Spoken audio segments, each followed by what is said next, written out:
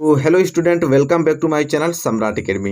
तो मेरे प्यारे स्टूडेंट, अगर आप क्लास 10th में हो और 2022 बोर्ड एग्जाम की तैयारी कर रहे हो तो ये वीडियो आप लोगों के लिए इतना ज़्यादा महत्वपूर्ण है कि इसको आप स्किप कर ही नहीं सकते हैं। इसलिए नहीं कर सकते हैं क्योंकि इस वीडियो में हम बात करने वाले हैं क्लास 10th मैथ के महत्वपूर्ण प्रश्न के बारे में। आप लोग का टारगेट 2022 में है 95% और उसी टारगेट को हम लोग लेकर बहुत अच्छे तरीके से गहन अध्ययन कर रहे हैं कि हमें 2022 बोर्ड एग्जाम में एक भी नंबर कटे ना। ठीक है, और इतने अच्छे अच्छे क्वेश्चंस कर रहे हैं कि जो हमेशा से पूछे गए प्रश्न उनको प्रैक्टिस कर रहे हैं।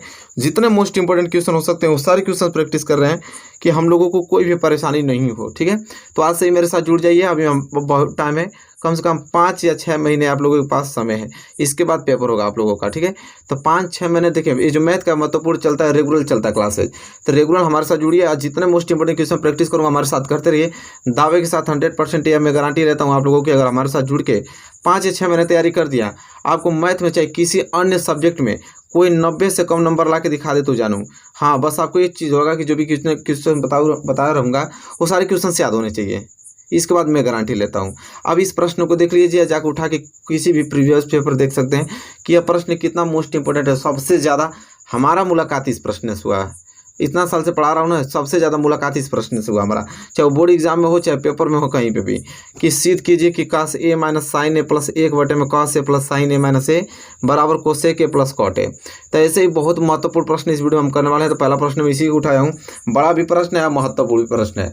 कह रहा है कि इसको सिद्ध करके हमको इतना लाना है, cosec A plus cot a लाना है। इधर सिद्ध के ये LHS है, LHS को इतना सिद्ध करके हमें इतना लाना है। बहुत ही ज़्यादा मोस्ट इंपॉर्टेंट। सबसे पहली बात, ये NCERT का क्वेश्चन है। NCERT क्वेश्चन है, हर बार पूछता है। ठीक है, NCERT का प्रश्न है। 4 नंबर के क्वेश्चन आता है 4 नंबर को सिद्ध करने के लिए। तो आइए पहले इसी को हम सॉल्व करेंगे, इसके बाद दूसरा देखेंगे। तो देखिए, आइए हमारे साथ बने रहिए, अच्छे से सॉल्व कीजिए। सबसे पहले इसे सॉल्व करने के लिए इसे बोलते हैं बायां पक्ष, इसको दायां पक्ष। हम लोग लेंगे बायां पक्ष को। किसको लेंगे? बायां पक्ष।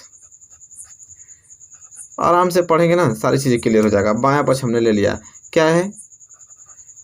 cos a minus sine A plus 1 और बटे में cos a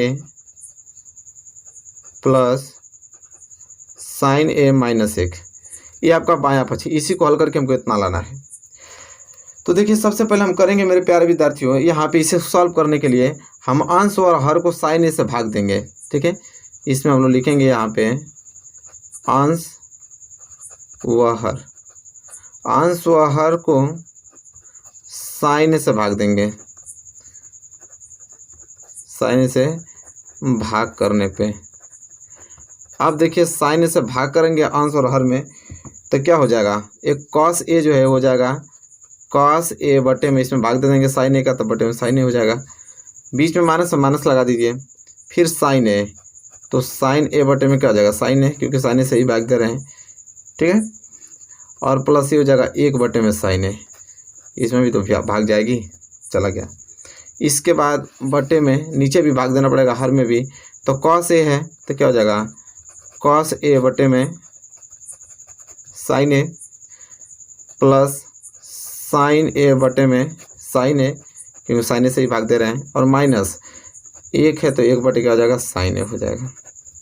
यहाँ तक क्लियर? बताइए, यहाँ तक कोई दिक्कत है? यहाँ तक तो आपको समझ में आ गया। हर और अंश में पहले हम लोग क्या किए? साइन ए से भाग दिए। इतना कंफर्म? इसके बराबर आइए, देखिए cos a बटे साइन ए। तो देखिए यहाँ पे फार्मूला होता है, फार्मूला तब तक याद नहीं रहेगा कुछ नहीं कर पाएंगे। तो देखिए फार्मूला होता है कि cos a बराबर क्या होता है? cos a और cot यहाँ cot होता है, सॉरी cot a बराबर क्या होता है? cos a बटे साइन ए। ठीक है, cot a बराबर, cot लिखा है इस तरह का, COT। cot a बराबर फार्मूला होता है साइन ए बटे, और cos a बटे साइन ए फार्मूला होता है। और एक फार्मूला होता है आपका कोसेक a बराबर होता है 1 बटे साइन ए।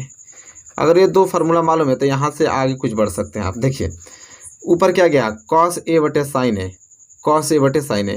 तो क्या मेरे प्यारे विद्यार्थियों, cos a बटे साइन ए को मैं cot a नहीं लिख सकता हूँ? बिल्कुल लिख सकता हूँ। तो देखिए cos a बटे साइन ए को मैंने यहाँ क्या लिख दिया? cot a। क्या लिख दिया? cot a minus. अब देखिए साइन ए से साइन ए कैंसिल हो जाएगा कि नहीं? बिल्कुल। तो साइन ए से साइन कैंसिल हो गया तो बचा 1, तो 1 प्लस ये देखिए 1 बटे साइन ए मैंने क्या बताया कि 1/sin a को हम लिख सकते हैं कोसेक ए, फार्मूला होता है, लिख सकते हैं बिल्कुल। तो 1/sin a को मैंने लिख दिया कोसेक ए, कोई दिक्कत कोई नहीं। इसी प्रकार नीचे आपके आ गया cos a/sin a, तो cos a/sin a को मैं cot a लिख दूंगा बिल्कुल, प्लस sin a से sin a कैंसिल, तो यहाँ पे क्या आ जाएगा 1, और माइनस 1/sin a को क्या लिख दूंगा कोसेक ए लिख दिया। कोई दिक्कत नहीं, सिंपल है। ठीक है, यहाँ तक क्लियर हुआ आप लोगों को? बताइए। अब मेरे प्यारे विद्यार्थियों ध्यान से समझने की कोशिश कीजिए। इसको मैं cot a और प्लस cosec को एक में लिख देता हूँ, cot a प्लस cosec एक में लिख दिया, और माइनस 1 को मैंने क्या कर दिया, अलग कर दिया। इसी प्रकार मैं नीचे क्या करूँगा कि cot a और माइनस cosec a एक साइड ले लूँगा, और प्लस 1 को क्या कर दूँगा, अलग कर दूँगा। यहाँ तक क्लियर? इसके बाद मेरे प्यारे विद्यार्थियों ध्यान समझिए, ये जो cot a plus cosec a है तो इस तरह रहेगा, cot a plus cosec a रहने दीजिए। अब देखिए माइनस 1, ये जो 1 है मेरे प्यारे विद्यार्थियों ना, 1 को लिख सकता हूँ, देखिए फार्मूला होता है कि कोसेक स्क्वायर ए माइनस काट स्क्वायर ए बराबर 1, यह फार्मूला होता है, याद कर लीजिए। क्या होता है? कोसेक स्क्वायर ए माइनस काट स्क्वायर ए बराबर 1। तो क्या 1 को मैं नहीं लिख सकता हूँ cosec square minus cot square A? बिल्कुल लिख सकता हूँ। तो जो 1 है इसको मैं लिख दूंगा कोसेक स्क्वायर ए माइनस कॉट स्क्वायर ए। लिख सकता हूँ कि नहीं? बिल्कुल लिख सकता हूँ। और बटे में ध्यान दीजिए, यहाँ तक क्लियर हो गया।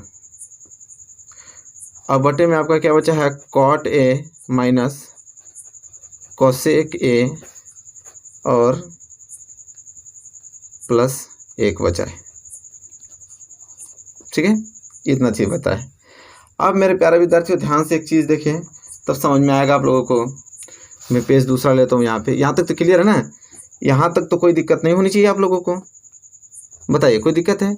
कोई दिक्कत नहीं। अब देखिए, ध्यान दीजिए, इसके आगे cot A plus cosec a जैसे लिखा है उसे उतार लीजिए। कॉट ए प्लस कोसेक ए माइनस, ये देखिए कोसेक स्क्वायर है माइनस कॉट स्क्वायर है, ये फार्मूला बन गया a square minus b square का।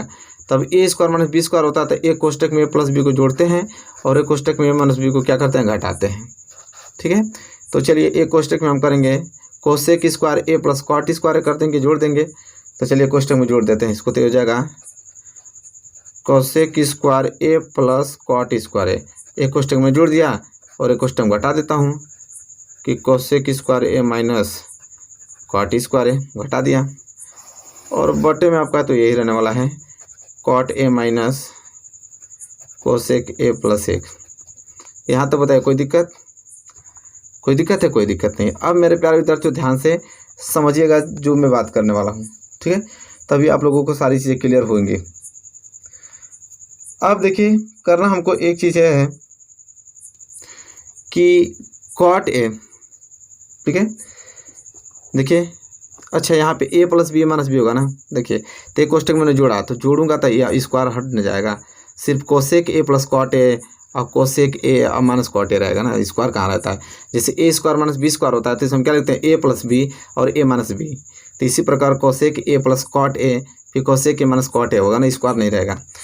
अब इसको इस प्रकार फ्रेश लिख देता हूँ एक बार और, तो ये क्या हो जाएगा? कॉट ए प्लस कोसेक ए माइनस कोष्टक में आपका है कोसेक ए प्लस कॉट ए और एक कोष्टक में आपका cosec A minus cot A. ये कॉट ए है, देखिएगा ध्यान से। ठीक है, और बटे में आपका क्या है? Cot a minus cosec A plus 1 है। अब एक चीज़ ध्यान से देखेंगे तो आपको समझ में आएगा कि cot A plus cosec a, यहाँ पे भी एक आपका है, और cot A plus cosec a यहाँ पे तो कॉमन ले लिया जाए। कॉमन ले सकते हैं? नहीं, बिल्कुल ले सकते हैं। तो हो जाएगा cot A plus cosec a, common ले लिया। ठीक है, जब इसको कॉमन ले लूँगा तो यहाँ से पूरा निकल जाएगा, तो क्या बचेगा? 1 और माइनस, और यहाँ से ये पूरा निकल गया तो हो जाएगा 1 गुणे क्या बचेगा? Cosec A minus cot a बचेगा। ठीक है, इतना बचेगा। और बटे में आपका cot a minus cosec A plus 1 बच जाएगा। अब यहाँ से हल करेंगे तो ऊपर बच गया आपका cot A plus cosec a, ठीक है, क्लियर। बीच में माइनस है ना, यहाँ माइनस था तो यहाँ माइनस लगाना जरूरी नहीं है, यहाँ माइनस था तो जब हम लोग कॉमन लिया तो -1, और इस 1 का गुणा करेंगे इसमें तो इतना ही होने वाला है। 1 कहाँ गया, यहाँ माइनस रहेगा ना, 1 का गुणा इसमें होगा तो इतना ही हो जाएगा आपका, ये हो जाएगा आपका, ये आपका क्या हो जाएगा, माइनस बीच में आ गया तो माइनस तो यहाँ होना चाहिए ना, ये जो माइनस है यही माइनस सही था, क्योंकि जब कॉमन लेंगे यहाँ से तो यह माइनस आ जाएगा, यहाँ से मैं कॉमन लिया तो यहाँ पे 1 बच गया, फिर यह माइनस हो गया, यहाँ पे गुणा ही रहेगा दोस्तों, यहाँ इस तरह है तो हो जाएगा आपका यहाँ गुणा 1 माइनस कोसेक ए प्लस कॉट ए होगा, ठीक है, ध्यान दे दीजिएगा, इसको इस प्रकार होगा ना, ठीक है, क्योंकि देख लीजिए यहाँ से कोसेक का कॉमन लिया तो यहाँ बच गया माइनस, और यहाँ से कॉमन लिया तो बच गया 1 गुणे ए बच गया कोसेक ए, ठीक है, तो यहाँ माइनस होना चाहिए, थोड़ा गड़बड़ है, गंदा लग रहा है, आप लोग समझ लीजिएगा। अब देखिए यहाँ हो गया ना यहाँ तक, और नीचे हो जाएगा आपका cot a minus cosec A plus 1, ठीक है, यहाँ तक क्लियर। अब देखिए क्या लिख सकता हूँ इसको, cot A plus cosec a, और इसको क्या मैं इस तरह लिख सकता हूँ, कॉट ए को पहले लिख सकता हूँ, माइनस कोसेक ए को बाद में लिख सकता हूँ, और इस प्लस 1 को पीछे लिख सकता हूँ कि नहीं, सीटिंग अरेंजमेंट करके बिल्कुल लिख सकता हूँ, और नीचे बच गया आपका cot a minus cosec A plus 1, ठीक है, यहाँ से चीज़ें क्लियर हो जाएंगी दोनों, देखिए दोनों कट गया कि नहीं, सेम है, कट गया, तो बच गया आपका क्या, cot A plus cosec a, ये बच गया, ठीक है, cot A plus cosec a. क्या मैं इसको इस तरह भी लिख सकता हूँ, इसको आगे लिख दीजिए, इसको पीछे लिख दीजिए, क्या फर्क पड़ने वाला है, ये हो जाएगा cosec A plus cot a, ठीक है। अब देखिए ये आ गया दायां पक्ष, क्योंकि इतना ही हमको सिद्ध करना था, इतना ही सिद्ध करना था। देख लीजिए क्वेश्चन में क्या बोला था कि इतना को सिद्ध कीजिए कि cosec A plus cot A है, तो देखिए cosec A plus cot A आ गया कि नहीं। तो देखिए ये क्वेश्चन बहुत ही ज़्यादा महत्वपूर्ण है, इससे आपको किसी कीमत पे इसे करना आना चाहिए। यहाँ पे थोड़ा मिस्टेक था, इसको सही कर लीजिएगा। बीच में आप लोगों का गुणा है, फिर 1 माइनस है, ठीक है, तो यहाँ गुणा है 1 माइनस कोसेक इस तरह है, तो इसको समझ लीजिएगा थोड़ा, ठीक है, बहुत भारी चीज़ नहीं समझ पाएंगे, समझ लीजिएगा इसको। तो यह प्रश्न आपको किसी कीमत पे तैयार करना था मेरे प्यारे विद्यार्थी, किसी कीमत पे इसको तैयार करना था, ठीक है। और देखिएगा 2022 बोर्ड एग्जाम में तब इसको मुलाकात होगा, तब आप करेंगे ना, तब आपको महसूस होगा कि हमने अच्छे क्वेश्चन किए थे, ठीक है। चलिए क्वेश्चन पहला क्लियर हो गया ना, क्वेश्चन नंबर दूसरे की तरफ बढ़ चलते हैं। चलिए मेरे प्यारे विद्यार्थियों, प्रश्न नंबर दूसरे की तरफ बढ़ते हैं। देखिए प्रश्न नंबर दूसरा बहुत ही ज़्यादा मोस्ट इंपोर्टेंट है। इस प्रकार के प्रश्न आते हैं जो कि बहुत लोग कर ही नहीं पाते हैं इस प्रश्न को, कि जिस समय सूर्य का उन्नयन कोण 45 अंश था तो एक स्तंभ की परछाई 10 मीटर नापी गई, उस स्तंभ की ऊंचाई ज्ञात करना है। तो इस प्रकार के प्रश्नों में मेरे प्यारे विद्यार्थियों तब तक आप डायग्राम अच्छे से नहीं बना पाएंगे, तब तक आप क्वेश्चन को हिला नहीं पाएंगे, समझ रहे हैं। तो चलिए हमें करना है क्या, हमें चुपचाप क्वेश्चन पढ़ना है और चुपचाप इसका डायग्राम बनाना है, चुपचाप इसको सॉल्व कर देना है। जैसे कह रहा है कि जिस समय सूर्य का उन्नयन कोण 45 अंश था, सूर्य का उन्नयन कोण 45 अंश था, तो स्तंभ की जो परछाई नापी गई 10 मीटर नापी गई, तो उस स्तंभ की ऊंचाई कितनी होगी। अब मेरे प्यारे विद्यार्थियों ध्यान से देखिए डायग्राम इसका। सूर्य का उन्नयन कोण मान लेते हैं, यहाँ पे सूर्य है और सूर्य का उन्नयन कोण यहाँ से 45 अंश बन रहा है। कितना अंश, 45 अंश। जब ये सूर्य का उन्नयन 45 अंश बनना है तो एक स्तंभ, ये आपका क्या स्तंभ है, इस स्तंभ की परछाई क्या होगी, ये होगी। इस स्तंभ की परछाई कितना मीटर नापी गई, 10 मीटर। तो इस स्तंभ की ऊंचाई पूछ रहा है, मतलब इस एच पूछ रहा है, ठीक है, कि जब सूर्य 45 अंश पे था तो इस स्तंभ की जो लंबाई नापी गई, परछाई उसकी स्तंभ की, वो 10 मीटर नापी गई। तो बताइए कि स्तंभ कितना ऊंचा था। तो नामकरण कर देते हैं, इसको ए मान लेते हैं, इसको बी मान लेते हैं, इसको सी मान लेते हैं। अब इतना ज़्यादा ये ईजी है, तो सूर्य हैं हमारे। अब इतना ज़्यादा ईजी है कि बस थोड़ा सा टेक्निक लगाने की ज़रूरत है, ठीक है। अब देखिए इस प्रकार के हल करते समय एग्जामिनर देखता है कि कैसे आप पहले हल किए हैं, तो हल करते समय जो जो जी आ रहा था उसको पहले लिख देते हैं। तो देखिए यहाँ पर लिखा है, यहाँ पर हम लोग लिख देंगे कि चित्र में, ताकि एग्जामिनर को समझ में आ जाए कि भाई लिखे हैं। चित्र में स्तंभ ए बी की परछाई, स्तंभ ए बी है ना, तो ए बी की परछाई ए बी की परछाई बी सी बराबर कितना है 10 मीटर। 10 मीटर ए बी की परछाई जो बी सी है वो कितना मीटर है 10 मीटर। और सूर्य का उन्नयन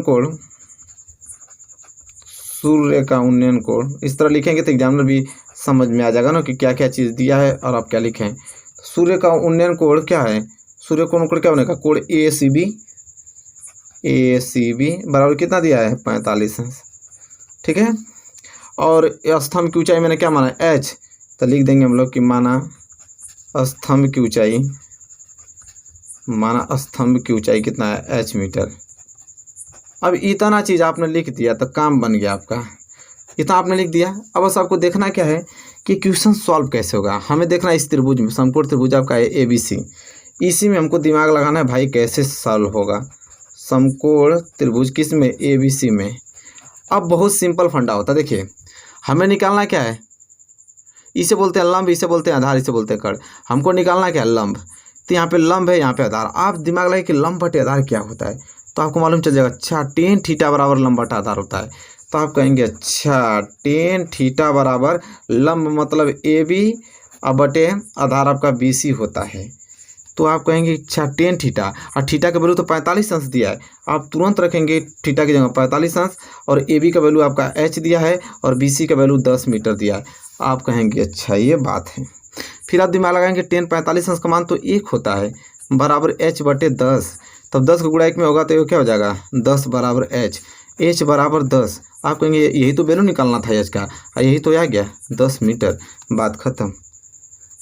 एच बराबर 10 मीटर आ गया, ये तो निकालना था स्तंभ की लंबाई 10 मीटर आ गया। खूब आराम से ब्लैक पेन से लिख लीजिए। इसलिए स्तंभ की ऊंचाई कितना 10 मीटर, बात खत्म। अब बताइए क्या इसमें कुछ है, कुछ नहीं। क्वेश्चन आप पढ़ेंगे, डायग्राम बनाएंगे, दिमाग लगाएंगे तब ना आएगा, ऐसे थोड़ी आ जाएगा। तो ये सब क्या है, हमारे साथ प्रैक्टिस आप कीजिए, 5-7 महीना प्रैक्टिस कर लेंगे ना तो सारे प्रश्नों की प्रैक्टिस करा दूंगा, और इतना अच्छे तरीके से करा दूंगा कि एक भी क्वेश्चन बचेगा ही नहीं, ठीक है, चाहे वो अपने आप में कितना भी बड़ा क्यों ना हो। तो आई होप आपको क्वेश्चन नंबर दूसरा तो यहाँ तक क्लियर हो गया होगा, नो डाउट आपको होना चाहिए क्वेश्चन नंबर दूसरे में, ठीक है।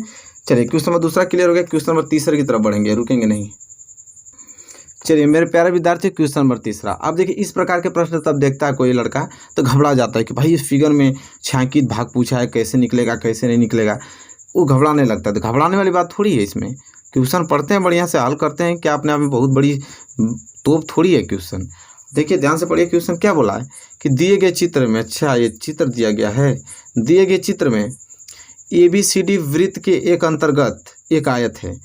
कह रहा है कि दिए गए चित्र में ए बी सी डी जो है ना, ये एक आयत है जो कि वृत्त के अंदर दिया हुआ है, और जिसकी लंबाई हमको दे चुका है, आज की लंबाई 8 सेंटीमीटर, और कह रहा है कि चौड़ाई इसकी 6 सेंटीमीटर है।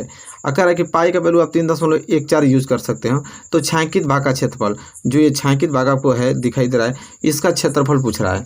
तो सिंपल तो है, करना क्या हमको मेरे प्यारे विद्यार्थियों, ये बताइए छायांकित भाग का अगर क्षेत्रफल हमको ज्ञात करना होगा तो सबसे पहले हम टोटल पूरा वृत्त का क्षेत्रफल ज्ञात करेंगे, और पूरा वृत्त का क्षेत्रफल ज्ञात करने के बाद इस आयत का क्षेत्रफल ज्ञात करके इस वृत्त के क्षेत्रफल से पूरा घटा देंगे, तो 12वें वाला ना भाग बचेगा, और क्या बचेगा 12वें वाला तो भाग बचेगा। तो सिंपल है, तब सब आइडिया मालूम चली गया। तो चलिए करते हैं, हमें करना क्या करेगा, सबसे पहले हम वृत्त का क्षेत्रफल निकालेंगे। हल करते समय हम लोग क्या निकालेंगे, सबसे पहले वृत्त का क्षेत्रफल। तो वृत्त का क्षेत्रफल क्या लगाएंगे, वृत्त का क्षेत्रफल। वृत्त का क्षेत्रफल क्या होता है, सूत्र मालूम है, तो वृत्त का क्षेत्रफल पाई आर स्क्वायर होता है, याद कर लीजिए। वृत्त का क्षेत्रफल क्या होता है, पाई आर स्क्वायर। और ध्यान देने योग्य बात यह है कि आप कहेंगे कि आर क्या है, यहाँ पे आर, यहाँ पे क्या है मेरे प्यारे विद्यार्थियों, त्रिज्या क्या है। तो चलिए स्टूडेंट अगला क्वेश्चन नंबर तीसरा। ये क्वेश्चन इसलिए मैं लिया हूँ क्योंकि क्वेश्चन 3-4 बार हमारे भाई दिमाग में चढ़ गया, 3-4 बार इस क्वेश्चन को मैंने देख लिया पेपर में कि पूछता है, सिंपल ही है लेकिन पूछता है 2 नंबर का। पहले मैंने कहा पहले इसको सॉल्व करा दूं, कौन जानता है 2022 बोर्ड एग्जाम में आ जाए तो फिर तो दिक्कत करेगा। तो पहले इस क्वेश्चन को सॉल्व कर लेते हैं। जैसे लिखा है कि 2 गोलों के आयतनों का अनुपात, देखिए गोला है, दोनों गोलों के आयतनों का अनुपात दे चुका है कि 64 संबंधित कितना 27 है, और उनके वक्र पृष्ठीय क्षेत्रफलों का अनुपात पूछता है। तो बस फार्मूला याद रहेगा तो इसे कर लेंगे, और ये आसान भी है, लेकिन भाई पूछा गया था तो मैंने सोचा इसको बता दूं कि ताकि एग्जाम में आ जाए तो भाई एक भी अंक ना छूटे, क्योंकि टारगेट 95% का हम लोगों का। ठीक है। तो गोले के आयतनों का अनुपात देखिए लिखना पड़ेगा हम लोग यहाँ पे, गोले के आयतनों का अनुपात दे चुका है हमको, गोले के आयतनों का अनुपात। तो देखिए गोले के आयतनों का अनुपात दिया है कितना, 64/27। अब कह रहा है गोले के आयतन, तो दो गोला है, कह रहा है दो गोलों के आयतनों का अनुपात। तो एक गोले का आयतन क्या होता है, गोले के आयतन का फॉर्मूला जानते हैं क्या होता है, वो होता है पाई आर 4πr1/3। इसको मैं बटे 3, इसे मैं पहले गोले का आयतन मान लेता हूँ, ठीक है। ये पहले गोले का आयतन है और बटे में दूसरे गोले का भी आयतन मानना पड़ेगा, तो इसे मैं 4πr2 मान लेता हूँ, त्रिज्या को 2 मान लेता हूँ। इससे मालूम चल जाएगा कि है दूसरे गोले का आयतन है, ठीक है। तो देखिए ये यहाँ तक जो 4πr1/3 है ये पहले गोले का आयतन है, और बटे में 4πr2 जो है बटे 3 ये दूसरे गोले का आयतन है। अब इन दोनों का अनुपात आगे हमको दे चुका है कितना, 64/27 ये चीज़। तो देखिए इस 3 से ये 3 कैंसिल, 4π से 4π कैंसिल, तो बचा आपका क्या, r1 बटे यहाँ बच गया r2 बराबर 64/27। अगर मैं यहाँ r1 बटे r2 निकालूँ तो ये जो घन है उधर जाएगा तो किस में हो जाएगा, तो इस घनमूल में हो जाएगा। मतलब कि 64 का घनमूल निकालना पड़ेगा, 27 का घनमूल निकालना पड़ेगा। तो r1 बटे r2 बराबर क्या हो जाएगा, 64 का घनमूल क्या हो जाएगा 4, और 27 का वर्गमूल कितना हो जाएगा, घनमूल 3। तो यहाँ पे आ गया आपका r1 बटे r2 4/3 आ गया। अब यहाँ 4/3 आ गया मेरे प्यारे विद्यार्थियों। तो अब हमसे पूछा गोले के वक्र पृष्ठीय क्षेत्रफलों में अनुपात, तो लिखेंगे हम लोग, अब निकालेंगे हम लोग इसके क्षेत्रफलों का अनुपात। तो गोले के वक्र पृष्ठीय क्षेत्रफलों में अनुपात, ये पूछा था ना। तो चलिए जानते हैं कि गोले के वक्र पृष्ठीय क्षेत्रफल क्या होते हैं। तो 4πr1² बटे 4πr2², सिंपल। तो 4π से 4π कैंसिल, बच गया आपका r1² बटे r2², और r1 के वैल्यू तो आगे दे ही चुका है, यहाँ पे कितना है 4 है, तो 4² बटे r2 का वैल्यू 3 है, तो 3²। 4 का हो जाएगा 16 और 3 का हो जाएगा 9। मतलब कि इनके गोले के वक्र पृष्ठीय क्षेत्रफल का अनुपात कितना आ जाएगा, 16/9 आ जाएगा। कितना आ जाएगा, 16/9। तो देखिए यह क्वेश्चन भाई हमको 3-4 बार दिखाई दिया, मैंने कहा इसको बता देता हूँ ताकि एग्जाम में आए 2022 बोर्ड एग्जाम में, तो आप इसको छोड़े नहीं, आप आसानी से इसको कर पाए। तो एक भी क्वेश्चन जो हमारे दिमाग पे चढ़ गया कि ये क्वेश्चन महत्वपूर्ण है, पूछा गया, तो वो तो मैं बता दूंगा आप लोगों को, ठीक है। तो आई होप यहाँ तक तो क्लियर हो गया। तो इस वीडियो में इतना क्वेश्चन रहने देते हैं, रेगुलर क्लासेस चलेंगी, घबराने वाली बात नहीं है, बहुत सारे क्वेश्चंस कवर करेंगे, ठीक है। इतना कर देंगे, इतना प्रैक्टिस कर देंगे कि एक भी क्वेश्चन बचेगा भी नहीं। तो चलिए वीडियो अगर पसंद आए तो लाइक कीजिए, हमारे साथ जुड़े रहिए, अच्छे से तैयारी कीजिए, और हर एक सब्जेक्ट की तैयारी कराई जा रही है। 4-5 वीडियो एक दिन में आती है, साइंस की भी आती है, मैथ की भी आती है, इंग्लिश की भी आती है, सामाजिक विज्ञान की आती है। तो सारी चीज़ें कवर करना है, क्योंकि सिर्फ मैथ में थोड़ी 95% लाना है, सारे सब्जेक्ट में लाना है ना। तो उसी प्रकार वो भी सब्जेक्ट चल रहे हैं अच्छे तरीके से। तो जुड़िए और अच्छे से पढ़िए।